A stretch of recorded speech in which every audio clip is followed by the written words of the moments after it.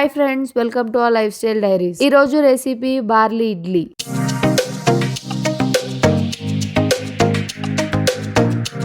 First నేను దానికోసం ఇలా కొన్ని బార్లీ తీసుకున్నానండి. ఆల్రెడీ నేను రోస్ట్ చేసుకొని పెట్టుకున్నాను. రోస్ట్ చేసుకొని వాళ్ళు రోస్ట్ చేసుకోండి. కొంచెం ఆ టెక్స్చర్ వచ్చే వరకు రోస్ట్ చేసుకుంటే చాలు. నేను ఒక 1.5 కప్ బార్లీ వేసుకున్నానండి. మెజరింగ్ కప్ అనేది ఏదైనా యూస్ చేసుకోవచ్చు. నెక్స్ట్ ఇది పొట్టు మినపప్పు తీసుకున్నాను. ఇది కూడా ఒక కప్ వేసుకున్నాను. ఈ బార్లీ ఇంకా పొట్టు మినపప్పుని కలిపి వేసుకోకుండా విడివిడిగా బౌల్స్లో వేసుకొని మనం విడివిడిగా వాటర్ పోసుకొని నానబెట్టుకోవాలండి. సోకింగ్ అనేది చాలా ఇంపార్టెంట్ అండి. మినిమం మనం ఒక 6 to 7 hours నానబెట్టుకోవాలి. ఒక 6 to 7 hours తర్వాత బార్లీ కూడా ఇలా నానిపోయిద్ది. నానిందా లేదా అని చెప్పి మనం ఒకసారి ఇలా కొంచెం ముత్తుకొని చూసుకోవాలి. పొట్టు మినపప్పు కూడా చక్కగా నానిపోయిందండి. వీటిని మనం మళ్ళీ ఫ్రెష్ వాటర్తో క్లీన్ చేసుకోవాలి. నేను పొట్టు కూడా పూర్తిగా తీయకుండా కొంచెం లైట్గా ఉంచానండి.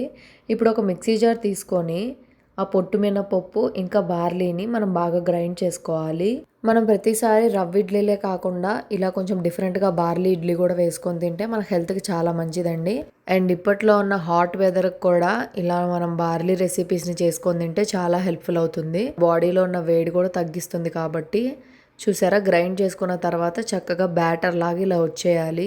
మనం ఇందులో ఏమీ ఇంకా రవ్వ అనేది కలపమండి. ఈ బ్యాటర్ని మనం ఇంకా ఒక బౌల్లోకి ట్రాన్స్ఫర్ చేసేసుకోవాలి. బార్లీలో మంచి ఫైబర్ ఉంటుంది అండ్ డయాబెటిక్ ఫ్రెండ్లీ కాబట్టి మనం హ్యాపీగా మార్నింగ్ బ్రేక్ఫాస్ట్లో తీసేసుకోవచ్చు. అండ్ ఇప్పుడు బ్యాటర్ అయితే రెడీ అయిపోయింది కదండి. చూసారా, మనకి ఈ విధంగా ఈ టెక్స్చర్ వచ్చే వరకు ఉంచాలి. మరీ దోశ బ్యాటర్ లాగా ఉంచాల్సిన అవసరం లేదు. ఇప్పుడు నేను ఫర్మెంటేషన్ ప్రాసెస్ కోసం ఒక 6 to 7 hours పక్కన పెట్టేశాను. చూసారా ఎంత చక్కగా ఫర్మెంట్ అయిపోయిందో. లేదు అప్పటికప్పటికి వేసుకోవాలి అనుకున్నా కానీ వేసుకోవచ్చండి. కాకపోతే గట్టిగా వస్తాయి అప్పటికప్పుడు వేస్తే. మనం ఇలా కొంచెం ఫర్మెంట్ చేసుకొని వేసుకుంటే ఏంటంటే కొంచెం మెత్తగా వస్తాయి ఇడ్లీలు, చాలా బాగుంటాయి. నేను ఆల్రెడీ ఇందాక చెప్పాను కదండి బార్లీలో ఫైబర్ అనేది ఉంటుందని. సో బార్లీలో ఉండే సాల్యుబుల్ ఫైబర్ వల్ల బ్యాడ్ కొలెస్ట్రాల్ని కూడా తగ్గిస్తుందంటండి. సో ఇది మనకి చాలా హెల్ప్ఫుల్.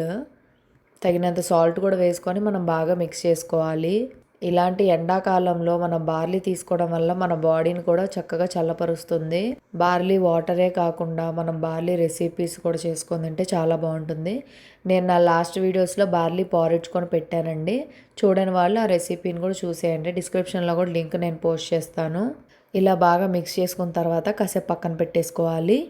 నెక్స్ట్ నేను ఒక క్యారెట్ ఇంకా బీట్రూట్ తీసుకున్నాను. వీటిని మనం బాగా పీల్ చేసుకొని గ్రేట్ చేసుకొని పెట్టుకోవాలి. ఆల్రెడీ బార్లీలో ఫైబర్ ఉందన్నారు కదా, మళ్ళీ ఎందుకు వెజ్జీస్ వేసుకుంటున్నాం అనుకుంటున్నారా? ఎస్, బార్లీలో ఫైబర్ ఉంది. బట్ ఇలాంటి వెజ్జీస్ కూడా మనం మిక్స్ చేసుకుంటే ఏంటంటే మన గట్ హెల్త్కి చాలా మంచిది. అండ్ ఆల్సో మన డైజెషన్ కూడా చక్కగా ఇంప్రూవ్ చేస్తుంది. క్యారెట్ గురించి అందరికీ తెలిసిందే, చక్కగా వైటమిన్ ఏ ఉంటుంది, మన ఐ హెల్త్కి చాలా మంచిది. అండ్ బీట్రూట్లో ఉండే నైట్రేట్స్ వల్ల కూడా మన బ్లడ్ ప్రెషర్ని మోడరేట్గా ఉంచుతుంది. మనం మిక్స్ చేసిన ఈ ఉరద్ దాల్ అదేనండి పొట్టు మినపప్పులో చక్కగా మంచి ప్రోటీన్ ఉంటుంది. ఈ బీట్రూట్ ఇంకా పొట్టు మినపప్పు కాంబినేషన్ వల్ల మనకు మంచి ఐరన్ ఇంకా ఫోలేట్ కంటెంట్ ఉంటుంది. దీనివల్ల మన బాడీలో ఉండే రెడ్ బ్లడ్ ప్రొడక్షన్ అనేది చక్కగా పెరుగుతుంది. దీనివల్ల ఎదిగే పిల్లలకైనా ఆడవాళ్ళకైనా ప్రెగ్నెంట్ ఉమెన్కైనా చాలా మంచిది. బార్లీలోనే కాదండి, మనం తినే ఈ పొట్టు మినపప్పులో కూడా లో గ్లైసెమిక్ ఇండెక్స్ ఉండడం వల్ల బ్లడ్ షుగర్ లెవెల్స్ అనేవి చాలా చక్కగా మెయింటైన్ అవుతాయి. సో డయాబెటిక్ పేషెంట్స్ వాళ్ళు రవ్వ ఇడ్లీలు పక్కన పెట్టేసి ఈ ఎండాకాలంలో ఈ బార్లీ ఇడ్లీని చక్కగా చేసుకొని తినండి, వాళ్ళకి చాలా మంచిది. ఇక్కడ నేను ఇడ్లీ మీకు 2 రకాలుగా వేసి చూపిస్తానండి.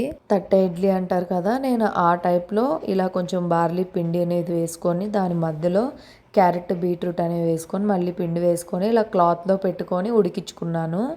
ఇది ఒక టైప్. నెక్స్ట్ నార్మల్గా మనం ఇడ్లీ వేసుకునే పాత్ర అనేది తీసుకున్నానండి. నా పాత్రలో ఫస్ట్ నెయ్యి అనేది స్ప్రెడ్ చేసుకొని పెట్టుకున్నాను. నెక్స్ట్ పిండి అనేది వేసుకోకుండా ఫస్ట్ నేను వెజ్జీస్ అనేవి వేసుకున్నానండి. ఆ గీ పైన క్యారెట్ బీట్రూట్ తురుముకున్నాం కదా, అవి వేసేసుకుందాము. నెక్స్ట్ ఇప్పుడు ఈ వెజ్జీస్ మీద పిండి అనేది వేసుకోవాలి. ఇలానే ఎందుకు వేసుకోవాలి అని అనుకోవచ్చు. యాక్చువల్లీ నేను ఇంత ముందు కూడా ట్రై చేశాను, పిండి మధ్యలో వేసి లేదా పిండి వేసి తర్వాత పైన వెజ్జీస్ వేసి. అలా అయితే ఏంటంటే చిదిరిపోతూ ఉంటాయి. ఇలా వేస్తే ఏంటంటే చక్కగా అతుక్కుపోతాయి. మనం ఇడ్లీ కింద నుంచి తీసినప్పుడు నీట్గా ఆ ఇడ్లీతో పాటు వెజ్జీస్ కూడా నీట్గా ఉడికిపోయి వచ్చేస్తాయి. అందుకే నేను ఇలా కింద వేశాను. ఇప్పుడు ఈ ఇడ్లీ పాత్రను కూడా మనం పొయ్యి మీద పెట్టేసుకుందాము. ఒకటి క్లాత్లో వేసిన ఇడ్లీ, ఇంకొకటి నార్మల్ పాత్రలో వేసిన ఇడ్లీ. ఏ ఇడ్లీ బాగుండిద్ది అనుకుంటున్నారో నాకు కమెంట్ చేయండి. నేను మీకు రిప్లై ఇస్తాను నిజంగా ఏది బాగుంది అనేది. ఫైనల్లీ ఇడ్లీలు అయితే ఉడికిపోయినాయండి. చూసారా ఎంత చక్కగా సాఫ్ట్గా ఫ్లఫీగా వచ్చినాయో ఇడ్లీస్. ఇప్పుడు వీటిని మనం ఒక ప్లేట్లోకి ట్రాన్స్ఫర్ చేసేసుకుందాము. నెక్స్ట్ ఇంకా తట్టే ఇడ్లీ సంగతి ఏంటో కూడా చూసేద్దాము. క్లాత్లో వేసిన ఇడ్లీ కూడా చక్కగా బాగా వచ్చింది. ఇది కూడా చక్కగా ఫ్లఫీగానే వచ్చిందండి. చూడ్డానికి కూడా చాలా బాగున్నాయి ఇడ్లీస్, కలర్ఫుల్గా. చూడండి ఇడ్లీలు కూడా ఎంత మెత్తగా ఉన్నాయో. మనం నార్మల్గా రవ్వ ఇడ్లీ ఎలా అయితే తింటామో అలానే వచ్చినాయండి. మెత్తగా చాలా బాగున్నాయి.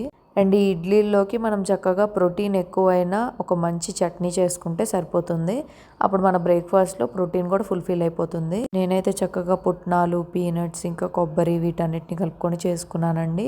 ఇప్పుడైతే చక్కగా బార్లీ ఇడ్లీ అయితే రెడీ అయిపోయిందండి. మీరు కూడా ట్రై చేసి చూడండి, తప్పకుండా నచ్చుతుంది. అండ్ ఈ సమ్మర్లో మనం తప్పకుండా చేసుకొని తినాల్సిన రెసిపీ అండి. అండ్ నేను ఆల్రెడీ చెప్పాను కదండి, తట్టే ఇడ్లీయా లేదా నార్మల్ ఇడ్లీయా, ఏ ఇడ్లీ టేస్టీగా ఉంటుంది అని మీరు ఊహిస్తున్నారో కమెంట్ చేయమని కమెంట్ బాక్స్లో కమెంట్ చేసేయండి. నేను రిప్లై ఇస్తాను. ఇలాంటి మోర్ వీడియోస్తో మీ ముందుకు వచ్చేస్తాను. Thank you.